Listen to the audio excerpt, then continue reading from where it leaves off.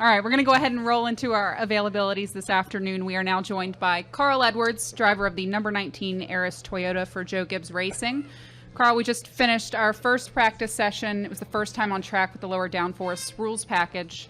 How did your car handle for you, and what can we expect to see with the new package this weekend in the Folds of Honor Quick Trip 500? Well, I mean, Atlanta's just fun.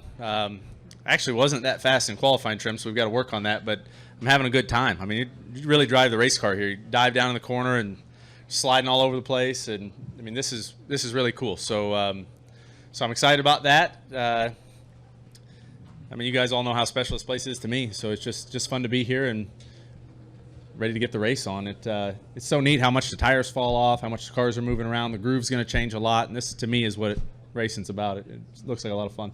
All right, we'll go ahead and open it up to questions. We'll start up front with Jared and then go to Bob. Jared Turner, FoxSports.com. Carl, when you made the switch, you've been a Ford guy your whole career. You made the switch to Toyota last year. Was there any noticeable difference in the way the cars felt? Yeah, I don't know that the manufacturer switch was the biggest factor in the difference in the cars. It's really the way each race team builds their cars. But I've been really fortunate to work with two great manufacturers, and I've learned a lot about their business, both of them. But I'd say for me the change, it was and it still is interesting to learn about Toyota, learn about how they do things, and but really it's the organization that was the biggest change for me, I believe. All right, we'll go to Bob, Jeff, and then Nate. Bob Parker, CSPN. It's kind of along this questions about kind of along the same lines, but just as all the Stuart Haas drivers will next year be kind of transitioning from Chevrolet that they've had. A lot of them have had long-term relationships with to a new manufacturer. What's it like from a driver who's been pitching one for years and years to kind of have to make that switch? Well, like I said, it's interesting to get to learn how someone else does it. As race drivers, we're all in with our manufacturers. I mean, it's a true partnership, and I feel like our sport is unique, and we're fortunate to have the relationships with the manufacturers we do. I always felt really close to Ford, and then with the switch to Toyota, I saw a different way of doing things, and I've learned so much about their company. I've been to their plant where they build the cars. I've been to TRD where they build our engines. Their involvement is different. I'm sure Chevrolet's involvement is different than that. I don't know the details of theirs, but one of the cool things is to see how competitive each manufacturer is. You look at Toyota, and then adding Furniture Row, trying to get more cars in the chase, trying to win more. You look at what the Ford guys did. You look at how hard everybody's working. I mean, it's cool that the manufacturers are that engaged, and I know that TRD and Toyota really believe in winning. I mean, I've never seen guys as excited as they were last week. So overall, it's neat. All right, we'll go to Jeff Gluck and then over to Nate. Jeff Gluck from USA Today. We've heard over and over again that another element to the whole lower downforce thing is getting a tire that's going to work with it. How's the tire been so far here, and do you feel like, are you optimistic going forward at these races coming up that they'll continue to bring something that suits the package that we have now? Well, I know Goodyear works really hard at it. I mean, Goodyear's, if you think about what they do, it's really pretty amazing. These are heavy cars, really high loads, high speeds. The tires are extremely durable. I haven't had tire trouble for a long time. This tire at this track, to me, is kind of this is the one, if you could model the way you'd like a tire to be, you could make the other racetracks any way you'd want. You'd want them like this. I mean, after a lap, the tire feels different. After 5 laps, it's way different. And I think that the lower downforce package lets gives Goodyear a little more leeway. I know I had a lot of fun at Kentucky last year. Darlington was a lot of fun. This race, I think it's going to be all over the place. I think like Kyle Busch said, it's going to be nuts. I mean, you're just going to be sliding all over, and I think the more downforce we take away, the more corner speed and force that's taken away. If I understand Goodyear's explanation, that means that they'll be able to bring a tire that falls off more and is more dynamic.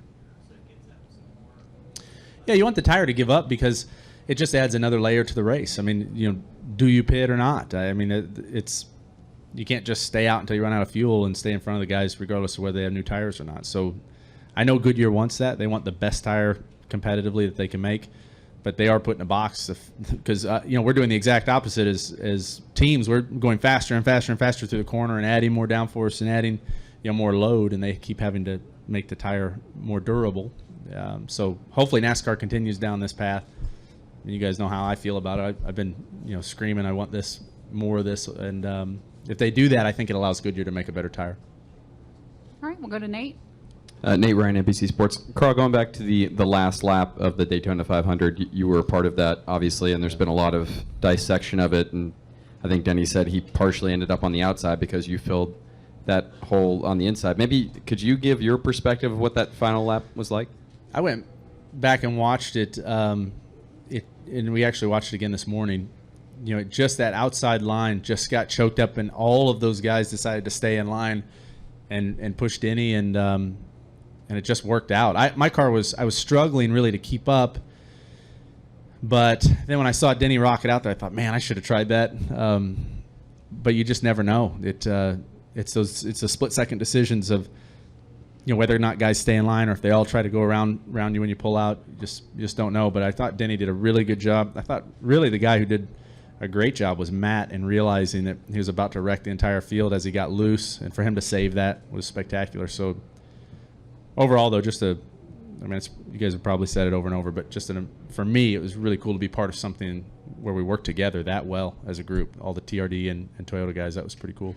A quick follow-up: did you empathize with Matt a little bit about was it damned if he did, damned if he didn't sort of situation? Yeah, did he not have made the right move? I thought Matt did a great job. It's so hard, guys. If you think about what Matt was doing there, if you go back and watch it, he's looking in his mirror, he's blocking, he can almost see the checkered flag of the Daytona 500. His car's loose, hanging out. He knows that he's gonna, come down, and he probably wasn't aware of how far away Truex was. He just knew Denny was going between him. That's a lot to manage in a split second. And I thought he did a really good job. All right, we'll go to Jim Utter and then Claire Lang. I can tell you this: I'd like to have the opportunity right up there. So. Jim Utter, motorsport.com. Also, in regards to the Daytona 500, were you kind of surprised that you even had the opportunity to play that role at the end of the race? I think at one point after your incident, you guys were even talking about possibly going to the garage and all of the effort that went into getting your car back into a serviceable position at the end of the race. Yeah, I hit the wall pretty hard, and the car did not feel very good after that. So, there was a lot of stuff dragging. The suspension was bent up. It was pretty messed up. So we were going to initially go behind the wall. I told Dave I thought the tie rod was broke because I really thought it was. And he said, man, you got to take it behind the wall. And I thought, let's just look at it. And he got real excited. He's like, cool, bring it here. We'll look at it. And Eric Phillips and the guys started working on it. And my first question to him was once we got going, I was like, is this thing even safe? Because I hit so hard. It felt so messed up. To finish fifth with that, I think it's a real testament to our team. Those guys, they really did a good job. We've got pit crew guys that are mechanics also, and so they were able to kind of diagnose it and fix it the right way. I don't think I've ever had a car that hit that hard and been that damaged and be able to finish well like that before. All right, we'll go to Claire and then we'll come up front.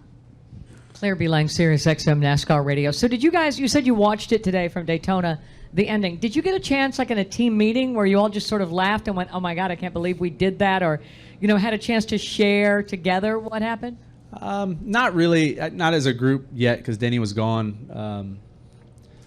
But I think overall we all realized that it was just a great team effort. And I don't know if it could have lined up any better, really. Literally lined up. That last start, all of us being odd numbers, being on the bottom, it just worked out really well. I think if you did it over and over, we probably couldn't repeat that. But as a group, for everyone to work together and, for Denny to get the win, for Gibbs, I'm sure you guys talked a lot with Coach, but, he was really, really amped up going into that race and really excited about it. And he told some stories about 23 years previous winning the race that were pretty cool. And so, anyway, I thought it was just overall really cool. But yeah, we haven't got together as a group yet and really as the drivers and talked much about it.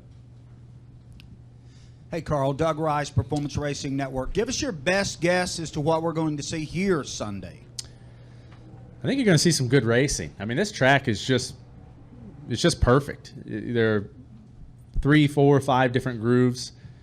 the tires are falling off. The rubber lays onto this track really nicely so that it changes. I mean, you know, 5 laps from if you're running in a groove and 5 or 10 laps later, there might not be grip there. So I think you're going to see that. I think strategy is going to be a big part of it.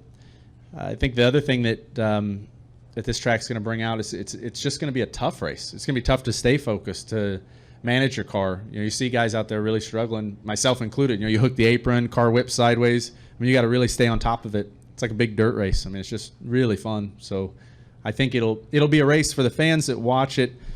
Just know that whole time in these cars, even in practice now, I mean, you are just driving the heck out of them. I mean, steering right just as much as left. So I hope everybody can see that. I hope that comes through. Any final questions for Carl? All right, Carl, thanks for joining us today. Cool. Thanks, guys.